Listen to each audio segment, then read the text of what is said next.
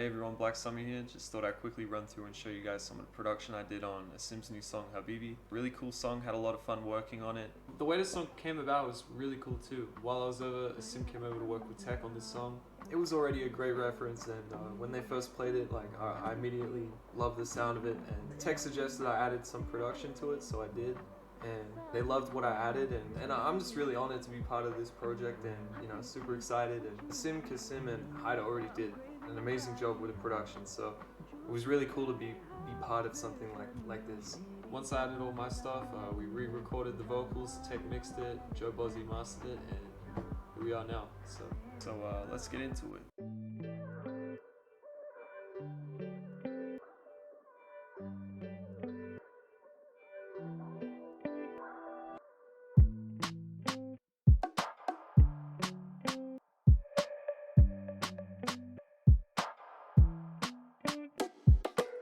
So right off the bat, the first thing you'll probably hear is this chop vocal. Just a really simple pitched up vocal, filtered out, distorted. The way this vocal chop was made was actually really interesting. I took a part of his vocal. Let me just open a new track so I can show you guys. So I took a part of his vocal, which originally, I'll play the original pitch.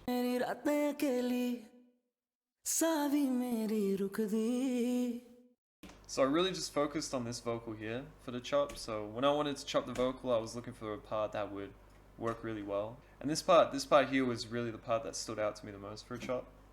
So I took that part and pitched it up an octave. So just that end vocal here. Took this vocal, looped it, played it over and over.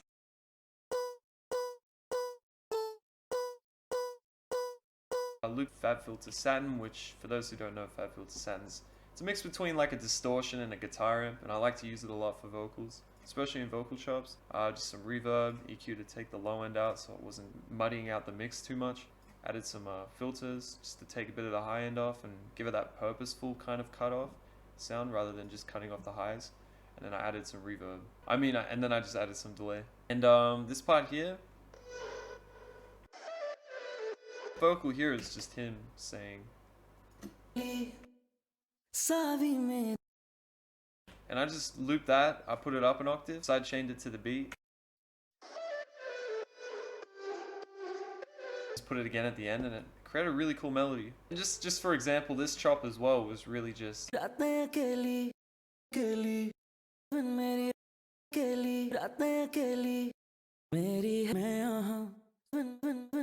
and that's pretty much how the chop came about, and that's throughout pretty much the whole song. And then when it comes to the drums, so if you've listened to the final track, you'll notice that perks like this, just little ear candy to like spice up the drums a bit, make them a little more interesting. So drums like this, we ended up moving that to the second half and having that come in later on, but throughout the whole track you'll hear drums like this.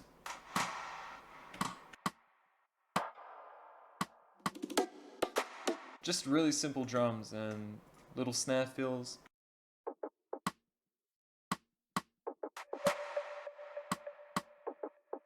And it goes on, I could just keep showing, like there's all sorts of drums. We ended up really stripping it back and making it a lot more simple, but these drums come in later on too in the final version. But so just some real minimal drums. Like I wanted to make the drums have variety, but I also didn't want them to be too complicated because I felt like the main focus should be Asim's vocals and the instruments. So I made sure that the drums were really minimal, which we ended up stripping back even more in the final version, but then brought them back in the second half. We just made sure that the drums were a lot more simple, had enough variety and effects and fullness, I guess you could call it, to make it sound like it's every sound has a place in the track. I feel like you do drums, especially in a song, like if you turn that drum up and it doesn't sound like it fits, if it's loud, then it shouldn't be in the track at all. That's my opinion when producing minimal stuff. So when we move further in the track,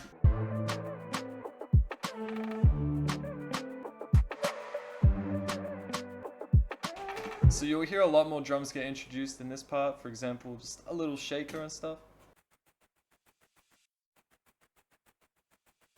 So just really simple things like little shakers, a few more elements get introduced. Just have this little,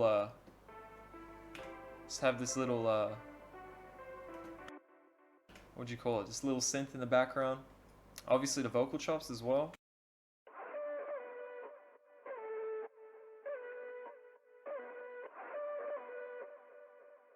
So if I take all the effects off,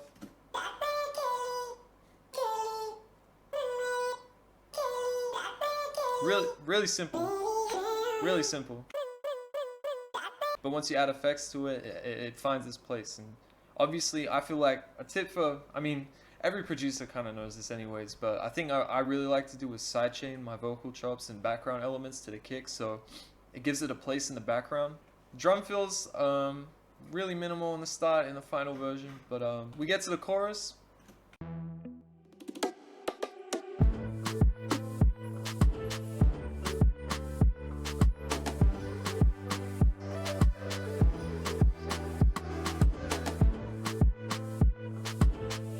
So a fair bit going on in here, not too much. I forgot to mention as well. One of the most prominent elements in this whole song, which everyone probably notices when they hear it, is the horns, which were just a simple horn that I found.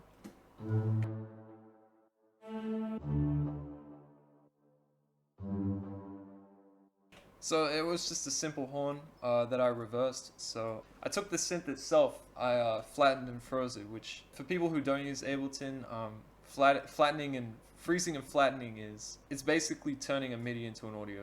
And I did that for this track so that I could just manipulate it more and add little reverses like this, which is just the horn just with a fade in on it. And effect wise, super basic, just put some nectar on it. Yeah, stuff like that. Along with just a little piano in the background.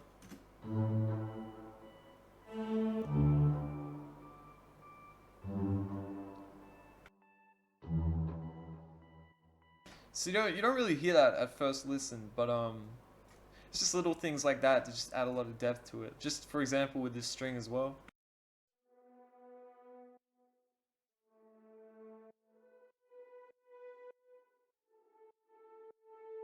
Which is just a simple violin preset.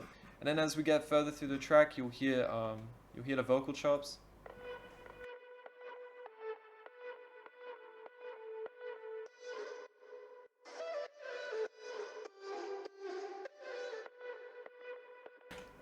So just some real like simple background elements. I tried to make a vocal chop that was catchy and fit in the beat, but also didn't take away from the melody in the chorus as well. Because when you have a vocal chop fighting with like a chorus melody or a hook, like it just sounds like a train wreck. So I didn't want to do that, you know. So further through the track, we have things like chimes come in.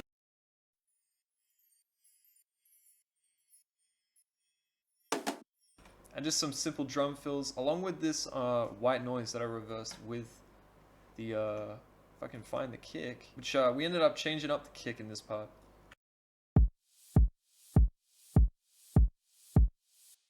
And it's crazy how like important this sound here is.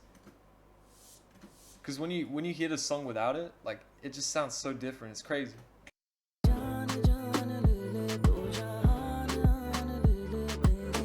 This is with it.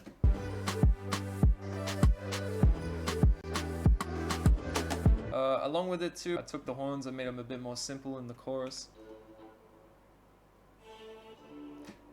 I took a lot of the mid and the low out just to make it less prominent but still there. Along with these little thud sounds, which just added a lot of texture to the beat, which you don't really hear at first listen, but if you pay attention to it, you'll hear it. Also, along with that, we have this bass line I added as well.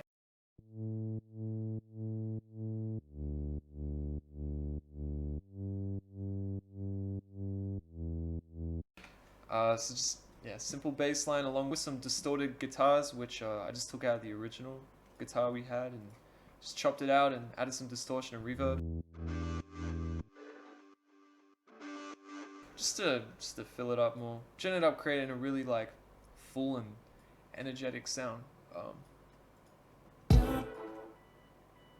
Along with this piano coming in as well, with the violin.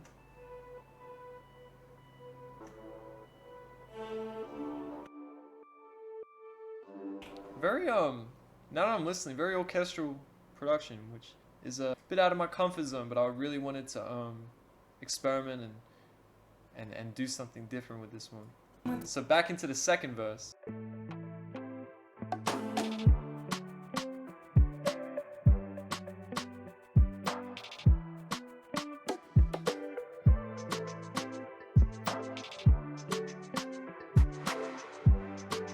Just some very, you know, bringing back in those drum fills and extra elements from the beginning, like these shakers.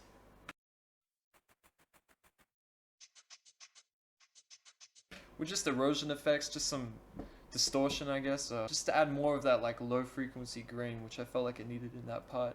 So instead of just pitching down the shakers, which was what I originally did, instead I actually did that, but I also grained it up a bit more, because without the grain to it, it was just missing that low frequency that I wanted, which you can hear in that final product when you add satin to it. So going further forward,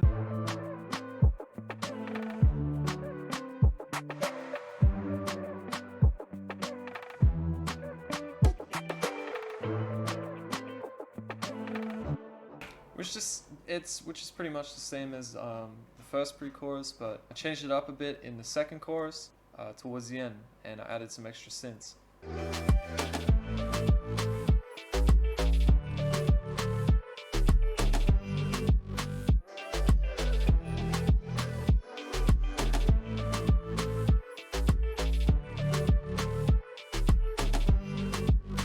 So this is when I started going a bit more me with the production, and I added some synths.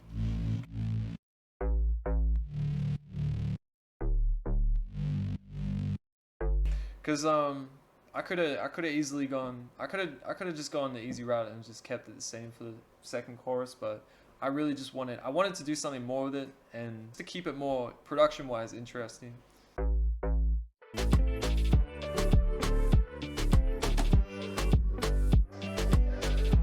So the vocal chop changes up a little bit here as well, so instead of just being a straight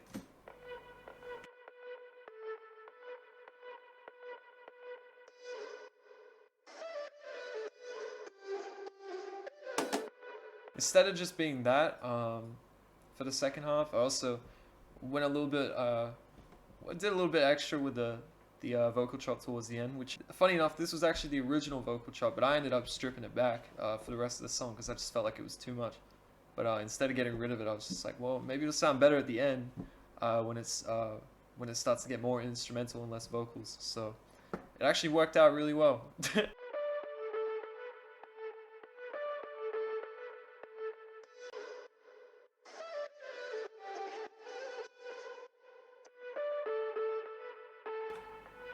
Besides that, it was really cool how it turned out, because it was like my production combined with this music, which I'm not very familiar with this type of music at all. I don't make this type of music at all. So it was really it was out of my comfort zone, but it was fun as hell. Like, I really enjoyed it, and the song came out sick, and super happy with how it sounds. And yes, so that's basically all the production I added to this song.